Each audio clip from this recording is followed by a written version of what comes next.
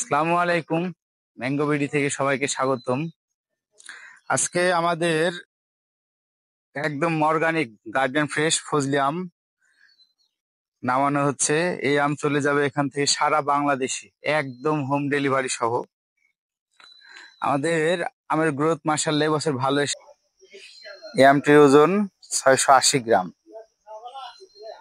আরেকটা আম দেখাই, এই আমটির ওজন 780 গ্রাম।